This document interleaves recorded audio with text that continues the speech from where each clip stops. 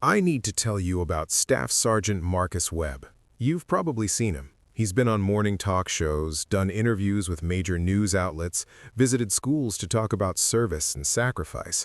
He wears a Medal of Honor around his neck, the highest military decoration there is. He got it for actions during a firefight in Kandahar Province, Afghanistan, October 14, 2011. The citation says he held off enemy forces for 40 minutes while wounded, allowing his unit to evacuate casualties. It says he showed extraordinary valor under fire. It says he saved 11 lives that day. Here's what it doesn't say. Marcus Webb wasn't even in that firefight. I was. I know exactly what happened, and for 13 years I've kept my mouth shut about it.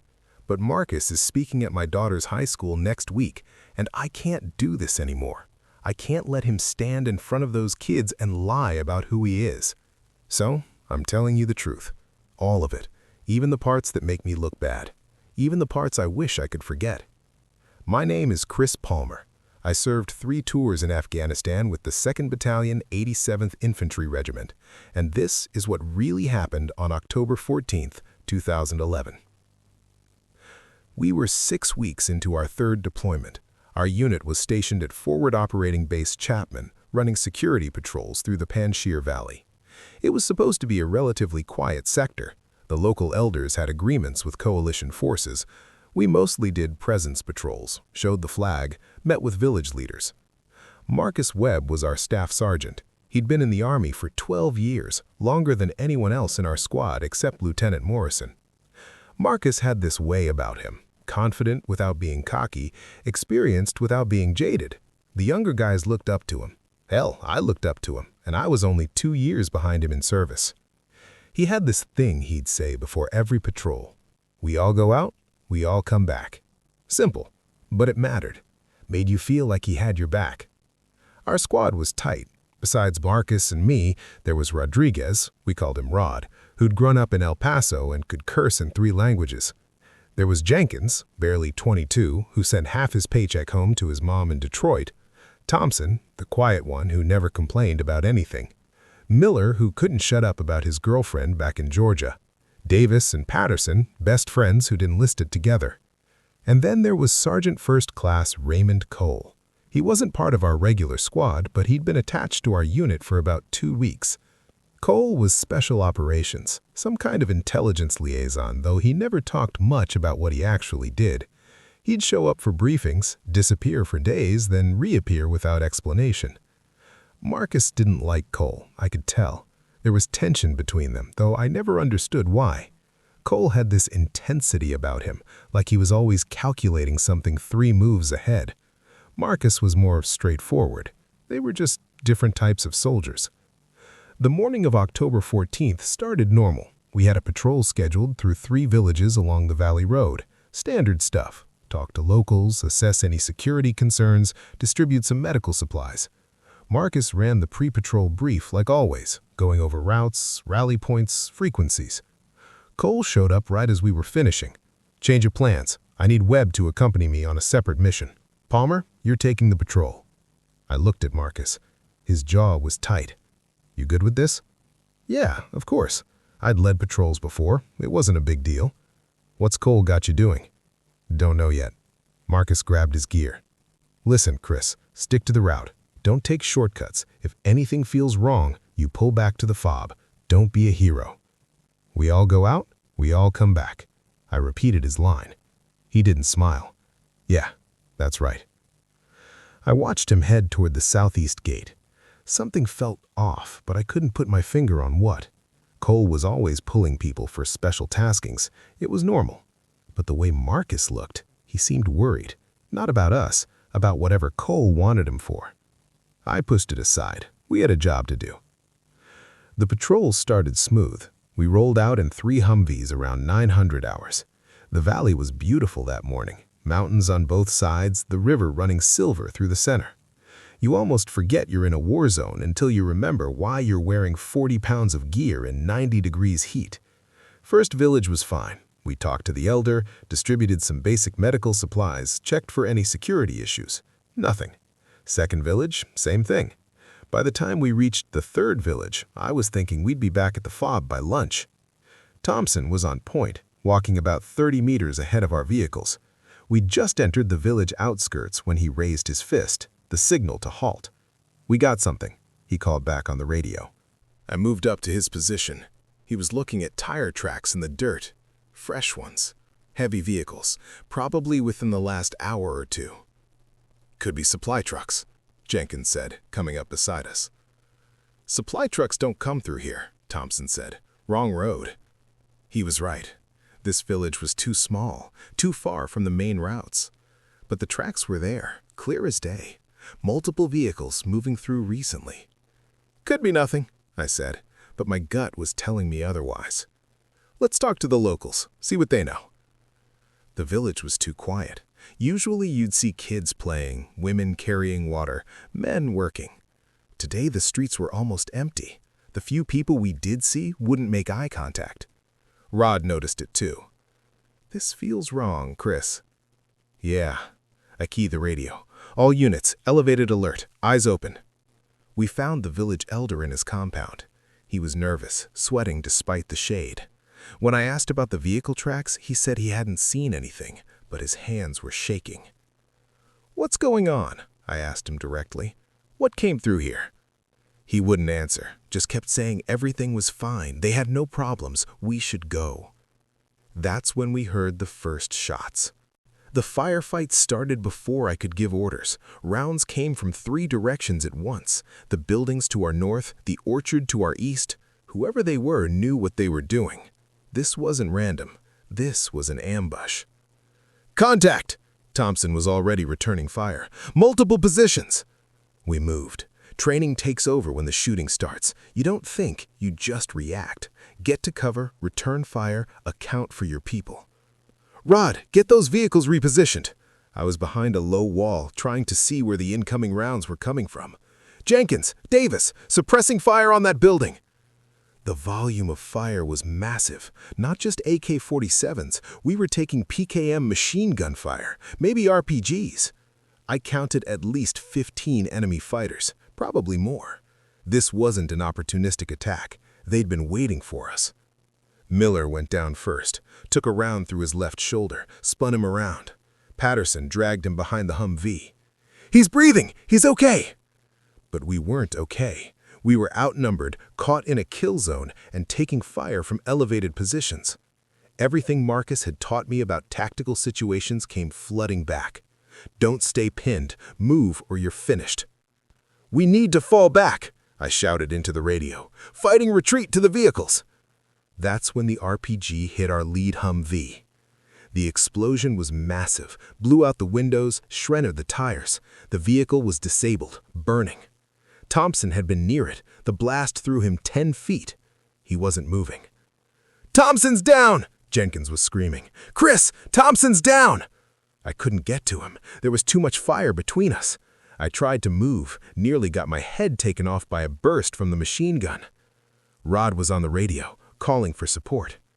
"Any station, this is Patrol 3-7. Troops in contact. Heavy enemy fire. We have wounded. Request immediate QRF." Quick reaction force. Help. We needed help. The response came back crackling with static. 3-7, QRF is spinning up. ETA 20 minutes. 20 minutes? We'd be finished in 20 minutes. "We can't wait," I yelled into the radio. "We need to move now." But Thompson was still lying there, 30 meters of open ground away, and Miller was losing blood fast, Patterson trying to stop it with his hands. That's when I made the call, the one I've questioned every day since. "We're moving Thompson," I told Rod. "Cover fire, now!" "Press, that's suicide!" "Do it!" Rod and Jenkins opened up, pouring rounds toward the enemy positions. I ran, didn't think about it, just moved. 30 meters felt like 300, bullets hitting the dirt around me, kicking up dust, the snap of rounds passing too close. I reached Thompson. He was breathing, but unconscious, blood coming from his ears. I grabbed his gear, started dragging him back. My legs were burning, lungs screaming, every second expecting the round that would take me down. Rod was still firing. Jenkins was screaming something I couldn't hear over the noise. I dragged Thompson behind the wall where Patterson had Miller.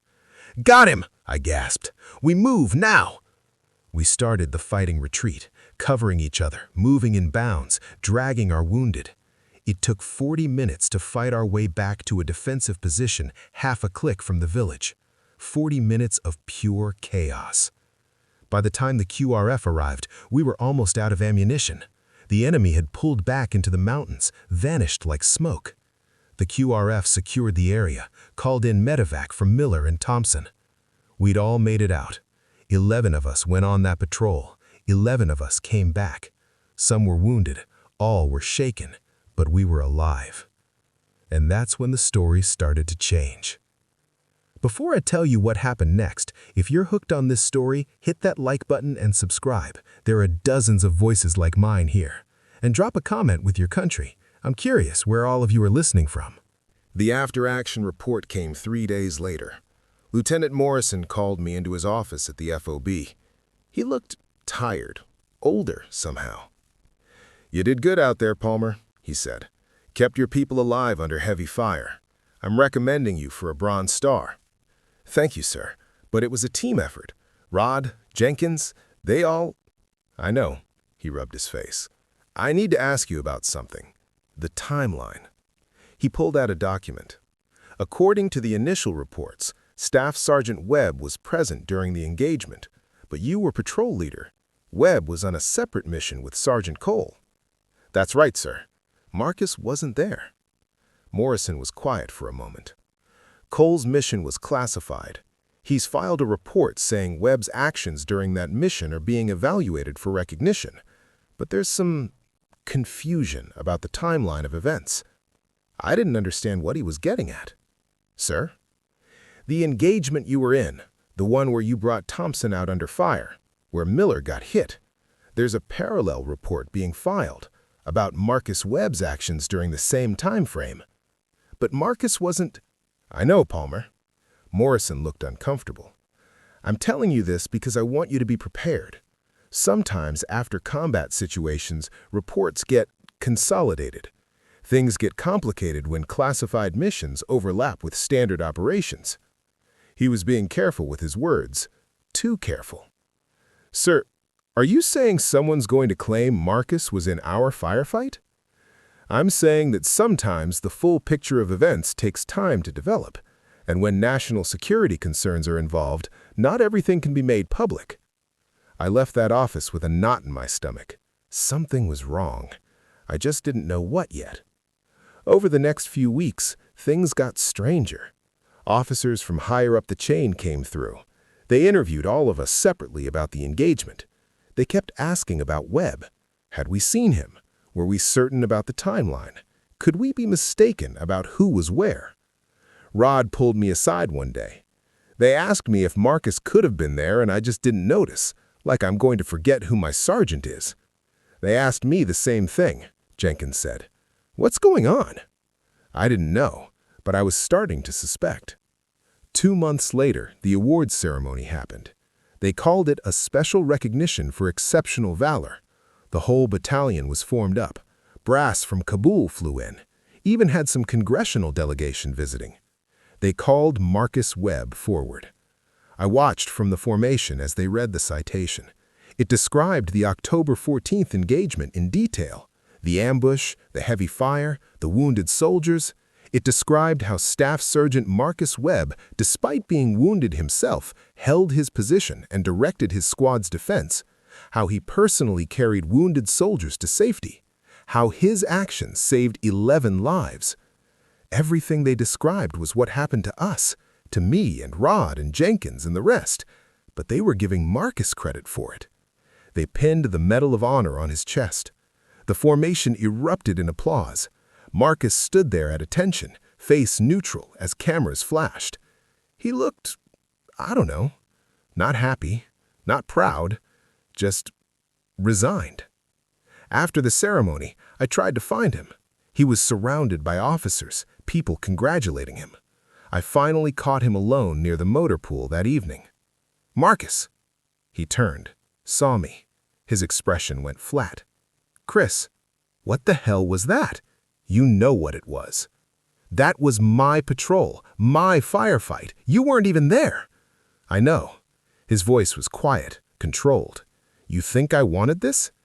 Then why are you accepting it? Why aren't you telling them the truth? He looked around, making sure we were alone. Because Cole's mission was classified. What we did that day, what I did, it can't be made public, but it matters. It needed recognition. So He stopped, started again. They needed a story they could tell. This was it. That's insane. That's the military. He met my eyes. I didn't ask for this, Chris, but I'm following orders, and you are too. This conversation, it didn't happen.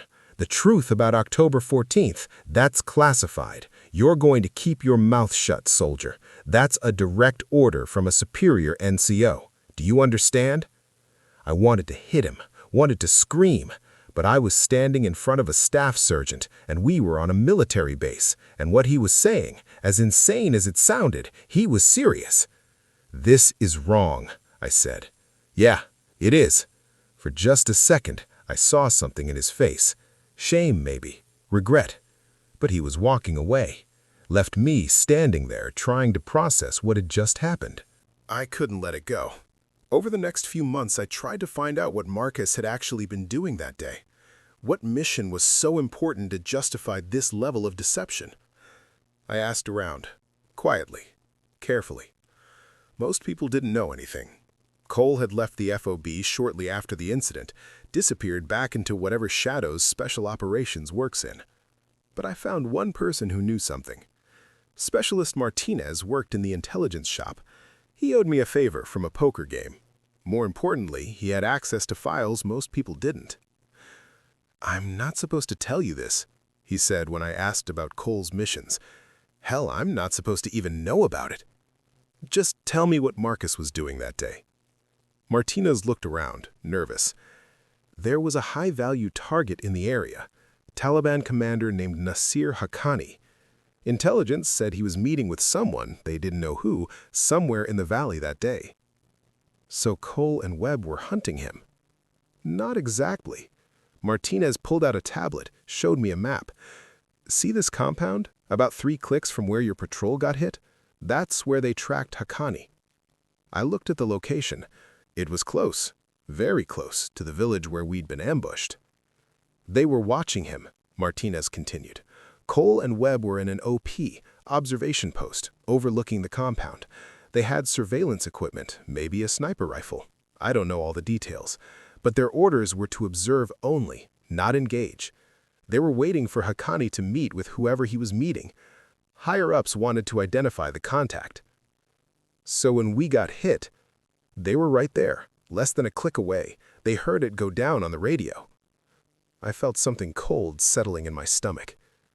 Did they help? Martinez looked at me. "What do you think?" Their orders were to maintain position. Haqqani was still in the compound. They'd been tracking this guy for months. If they broke cover to help your patrol, they'd lose him. So they just sat there, listened to us getting torn apart. "Following orders, Palmer, same as you were." I left that conversation feeling sick. Marcus had been 3 kilometers away, close enough to hear the gunfire, close enough that he could have done something, and he'd chosen to stay hidden, watching some Taliban commander while we fought for our lives. But that still didn't explain why he got the Medal of Honor for it. Martinez had one more piece of information. After your patrol extracted, things went sideways at the compound. Somehow, Haqqani knew they were being watched. He and his people tried to escape. There was a firefight. Cole and Webb, I don't know exactly what happened, but they engaged. Webb was wounded. They took down Haqqani and 3 others, stopped him from escaping. And nothing. That's all I know. Except the guy Haqqani was meeting with, they never identified him. He got away. I thought about that for a long time. Marcus had been in a firefight that day, just not the one everyone thought. He'd been wounded. He'd taken enemy fire. He'd probably done something heroic in that compound. But that mission was classified, so they'd taken his actions and, what, transferred them to our engagement? Made up a story they could tell publicly? It still felt wrong, but at least I understood it now. Or so I thought. I got out of the Army 6 months later, came home to Ohio, tried to build a normal life, got married, had a daughter, found a job with a defense contractor doing logistics work. I didn't talk about Afghanistan much. Most vets don't. But I couldn't stop following Marcus's story. He became famous. The Medal of Honor does that. He gave speeches at military events, appeared on news programs around Veterans Day, wrote a book about his service. The book spent 3 weeks on the bestseller list. I never read it. Couldn't stomach it. My wife knew something bothered me about him. He's a war hero, Chris. Why does it upset you? Because I was there that day, and he wasn't. Then tell someone. Tell the media. I can't. It's classified. What he actually did is classified. I can't prove anything without exposing information I'm not allowed to expose. I signed papers, non-disclosure agreements. The Army made sure everyone from that day understood what we could and couldn't talk about. So I stayed quiet for years. Marcus got out of the Army eventually too. Started a non-profit for wounded veterans. Good cause. He raised millions, helped a lot of people. That made it harder somehow. Because he was doing good work, real work that mattered. But it was all built on a lie. 3 weeks ago, my daughter came home from school excited. "Dad, guess who's coming to speak at our school? Staff Sergeant Marcus Webb, the Medal of Honor recipient. He's going to talk about service and courage." My blood went cold. When? Next Friday. The whole school's going to the assembly. Isn't that cool? I told my teacher you served with him. She wants you to come, maybe say a few words about what he was like. I couldn't sleep that night. Couldn't stop thinking about Marcus standing in front of those kids, telling them a story that wasn't true, teaching them about honor and courage with a medal he didn't earn. At least, not the way they thought. My wife found me at 2 a.m. sitting in the garage. "You need to let this go, Chris. He's going to talk to our daughter's school." So I can't sit there and watch him lie to kids, to our kid. Then don't go. But that felt like being complicit, like I was protecting the lie by staying silent. I need to tell you what I found in that envelope. But first, if this story has got you, show some love with a like and subscribe. I read every comment, especially love seeing where you're all from around the world. I decided to reach out to Marcus directly. I found his email through his nonprofit's website, wrote him a message. "Marcus, it's Chris Palmer from 287. I need to talk to you about October 14th. My daughter's school wants me to attend your speech next week. I don't think I can do that without saying something. Can we talk first?" He responded within an hour. Just a phone number and call me. I did. "Chris." His voice sounded older, tired. "It's been a long time. 13 years. Yeah." Silence. Then, "What do you want?" "The truth. The real story.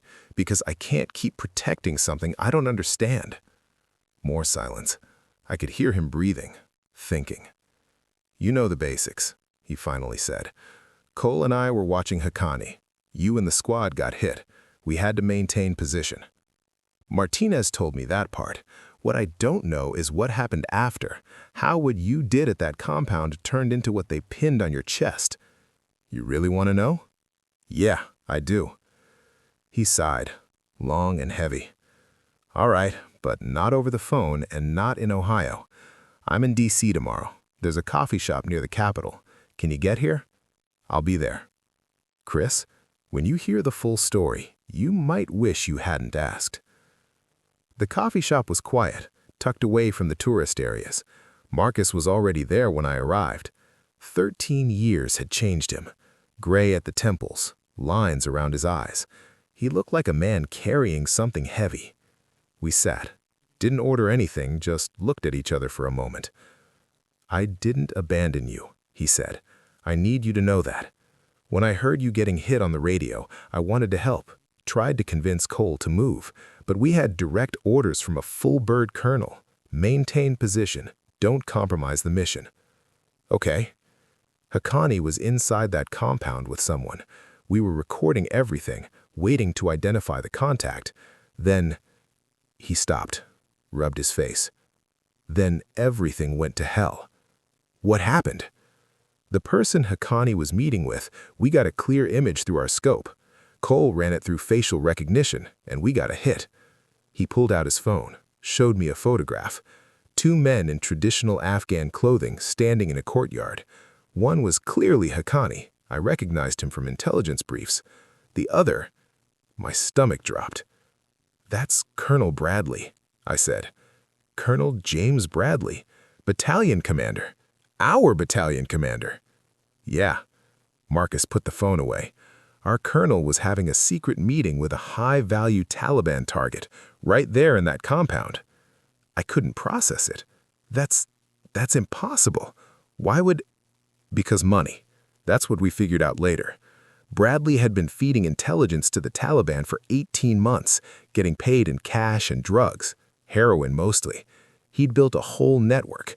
That's why our operations kept failing, why ambushes kept happening in areas we thought were secure. The village, the ambush, fresh tire tracks we couldn't explain. "Bradley knew we were coming," I said slowly. "He told them. That's why we got hit." "Yeah. He sacrificed your patrol to cover a meeting with his Taliban contact. If your patrol had shown up 30 minutes earlier, you'd have rolled right up on him. So he made sure the Taliban were ready, made sure you'd be too busy fighting to notice him." I felt rage building, pure, cold rage. "And you just watched?" "Cole made the call. We'd stumbled on something huge. If we moved to help you, Bradley would know we'd seen him. He'd disappear, destroy the evidence, maybe take us out too. Cole decided capturing Bradley was more important than 11 soldiers facing an ambush?" "Yeah, he made the call. I had to follow it." "You could have refused and gotten court-martialed? Maybe, or maybe worse. Cole made it clear this was too big. We had to let it play out." "So what happened after we extracted?" "Bradley knew something was wrong. Maybe Haqqani told him there were eyes on them. They tried to escape. That's when we engaged. Close quarters firefight. I took a round through my side, hurt my ribs but wasn't serious. Cole and I took down Haqqani and 2 others. What about Bradley?" Marcus's expression went dark. "He got away, slipped out during the chaos. By the time we cleared the compound and called it in, he was gone." "So the mission failed?" "Not exactly. We had the recordings, video, audio, everything, proof that Bradley was compromised. They arrested him 3 days later when he showed up back at FOB Chapman. He's serving 20 years at Leavenworth now. Never made the news, never made any report. The Army buried it deep." I sat back, trying to absorb all this. "And the Medal of Honor?" "They needed a cover story. Cole's mission was classified, Bradley's treason was classified, but my actions that day were real. I'd engaged the enemy, been wounded, stopped a high-value target from escaping. They wanted to recognize it, but they couldn't tell the truth without exposing everything. So they took what you did and transferred it to our firefight." "More or less. They asked me to accept it, told me it was necessary for national security, that the alternative was letting the whole thing disappear. No recognition for anyone. At least this way, someone got credit." "But it was our firefight, Marcus. What I did, what Rod and Jenkins did. You're wearing a medal for actions we took." "I know." He looked miserable. "You think I don't know that? I've thought about giving it back every day for 13 years, but I can't. If I refuse it, if I explain why, I expose the Bradley situation, and I'm under orders not to do that. So we all just live with the lie?" "Yeah, that's exactly what we do." We sat in silence for a long time. Finally, I spoke. "My daughter's school, the speech." "I'll cancel it," Marcus said immediately. "I'll make up an excuse. You don't have to." "No." I surprised myself by saying it. "Don't cancel." "Chris, those kids need to hear about service, about sacrifice, and what you did that day, stopping Bradley, even if it meant listening to us fight, that took a different kind of courage. Maybe not the kind they think, but it mattered." "I don't deserve that medal." "Maybe not, but you did something important, and those kids should hear from someone who served, even if they don't know the whole story. Marcus studied me. Why are you being like this? Because I'm tired of being angry, and because I thought about how to say it. Because the real story is classified, but the fake story is teaching kids something true anyway, about service, about sacrifice. Maybe that's good enough. You're a better man than me, Chris. I doubt it. The school assembly was on Friday. I didn't attend. Told my daughter I had to work. She was disappointed, but understood. That evening, she came home excited, talking about what Marcus had said, about courage and duty, and serving something bigger than yourself, about making hard choices, about living with the consequences of those choices. He seemed sad, though, she said. Like, I don't know, like he was carrying something heavy. Yeah, I said, he probably is. Do you think being a hero is hard? I thought about Marcus, about the choice Cole made that day, about following orders when everything in you screams to do something else, about wearing a medal that tells a story that isn't quite true but isn't quite false either. Yeah, sweetheart, I think being a hero is very hard. A week later, I got a package in the mail, no return address. Inside was a simple wooden box. When I opened it, I found a Bronze Star medal, my Bronze Star, the one they gave me for the October 14th engagement. There was a note underneath, handwritten. Chris, this is yours. You earned it for what you did that day, for bringing Thompson out, for keeping your squad together, for getting everyone home. I wear the medal they gave me because I'm ordered to, but you're the one who actually saved those 11 lives. You're the real hero from that day. I'm sorry for all of it. I'm sorry I couldn't help. I'm sorry I took credit for what you did. I'm sorry the truth has to stay buried, but I want you to know that I know, and it matters. We all go out. We all come back, just not in the ways we expected. Marcus. I held that medal for a long time, thought about putting it in a drawer, maybe forgetting about it, but I didn't. I put it on my desk in my office, where I can see it every day. Not because I'm proud of it exactly, but because it reminds me the truth is complicated, that sometimes doing the right thing means living with a wrong story, that heroism isn't always what it looks like from the outside. Marcus still does his speeches, still wears his Medal of Honor, still helps wounded veterans through his nonprofit, and I've stopped being angry about it. Because here's what I learned. Sometimes the decorated soldier really is a hero, even if the decoration tells the wrong story. And sometimes the person who abandoned you actually saved something more important. And sometimes the truth everyone believes is wrong, but believing it makes them better people anyway. I'll never tell anyone the real story of October 14th, 2011. I can't. It's classified. But now you know, and maybe that's enough. Marcus Webb isn't the coward I thought he was. He's not the hero everyone thinks he is either. He's something more complicated than that. He's a soldier who made an impossible choice and has to live with it every day. We all went out that day. We all came back, just not in the ways we expected. And I've made my peace with that.